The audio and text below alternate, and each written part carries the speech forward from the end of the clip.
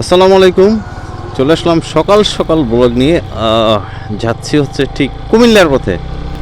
তো আজকে অনেকদিন পর আপনাদের সাথে ব্লগ নিয়ে উপস্থিত হইলাম।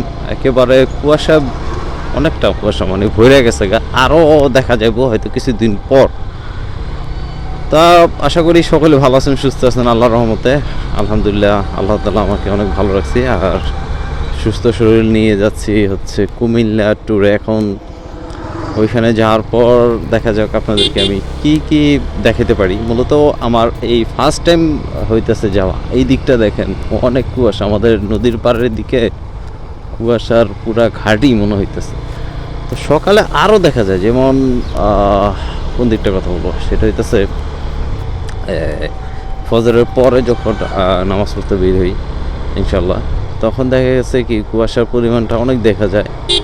আর ঠান্ডার কথা বললে গ্রাম অঞ্চলে অনেকটা ঠান্ডা পড়ে, এমন না যে না পড়ে না।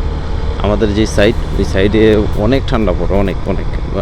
এখন আপাতত একটু কমই আছে, হয়তো কিছুদিন পর আরও বুঝে যাবো। যারা ঢাকার মুখী, মানে মেইন শহরে থাকেন, আমরা ঢাকাতেই, তাদের ঠান্ডাটা আসলে কম বোঝা যায়, কারণ ওদিকে মানে এত বড় বড় বিল্ডিং দিয়ে ভরা, যার জন্য ঠান্ডাটা ওরকমভাবে বোঝা যায় না যে কতটা ঠান্ডা লাগছে। তারা যখন আবার ঠিক গ্রামের দিকে আসে, এবারে সকালের দিকে আসে, তখন বোঝা যায় ঠান্ডার পরিমাণটা কী। তো ছোটোখাটো ব্লগ নিয়ে আপনাদের সামনে আমি উপস্থিত হই অনেকদিন পর পর। তেমন একটা সময় পাই, আবার পাই না, এই জন্য ব্লগগুলো ওরকমভাবে দেওয়া হয় না। অনেক ব্লগ আছে আমার মানিকগঞ্জের, এখন পর্যন্ত সেই ব্লগগুলো আমি আপনাদেরকে দেখাতে পারিনি। যেসব বাড়িগুলো আছে, পুরাতন জমিদার বাড়িগুলো, তো ওগুলো এখন পর্যন্ত সময়ের জন্য আমি দেখাইতেই পারিনি।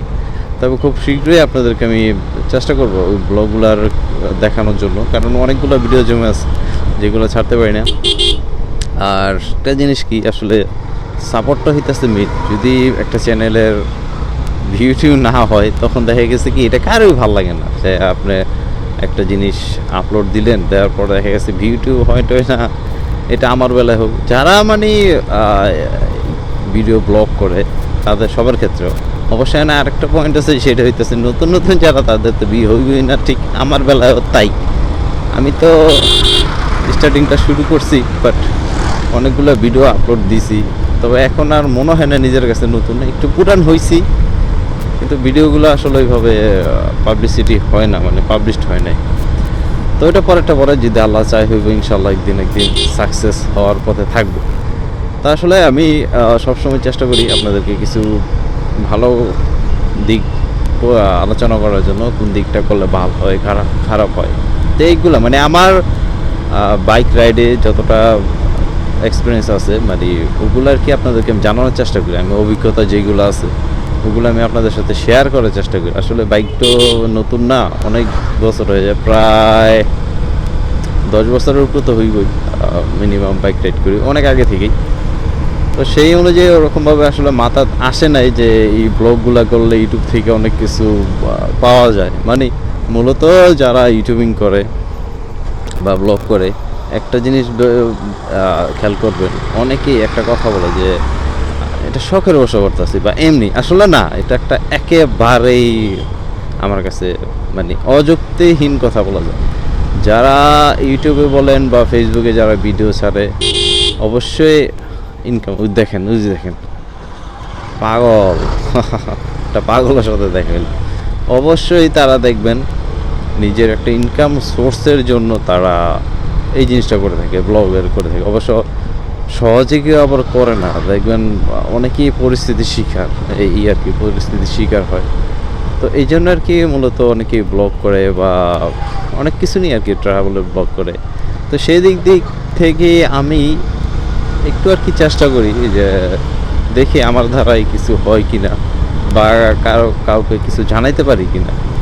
তো আসলে আমার ওরকমভাবে ব্লগগুলো আপনাদের সাথে আমি শেয়ার করতে পারি না, কারণ আমি গুছায় অনেক কিছু বলতে পারি, অনেক কিছু বলতে পারি না। আমি কোন জিনিসটা চিন্তা ভাবনা করি যে অল্পর মাধ্যমে, মানে অল্প কথার মাধ্যমে যাতে সবগুলা বোঝানো যায়। তো এই জিনিসটা আর কি চিন্তা ভাবনা করি যে শর্টকাটে এত ভাড়ায় কিছু বলার দরকার নেই। যতটুকু সমস্যা হয় ঠিক অতটুকুই সমাধানের, যতটুকু প্রয়োজন কথা ঠিক অতটুকুই আমি বলার চেষ্টা করি। তো মনে হইতেছে আজকের ব্লগটা অনেকটা বড় হয়ে গেছে। তো সো আপনাদের সাথে দেখা হবে ঠিক যদি সময় পাই, ইনশাল্লাহ কুমিল্লার কিছু দেখানোর চেষ্টা করব কি আছে না আছে। আর অবশ্যই আমার চ্যানেলটা যদি ভালো লাগে আপনাদের, দেখতে পারেন, সাবস্ক্রাইব করতে পারেন, কারণ আমার মতো আরও বহুত ব্লগার আছে, আমার থেকে আরও ভালো ভালো ব্লগার আছে যারা অনেক কিছু তুলে ধরতে পারে যেটা আমি পারি না। ভালো থাকবেন, সুস্থ থাকবেন, নিরাপদ থাকবেন। আল্লাহ হাফেজ।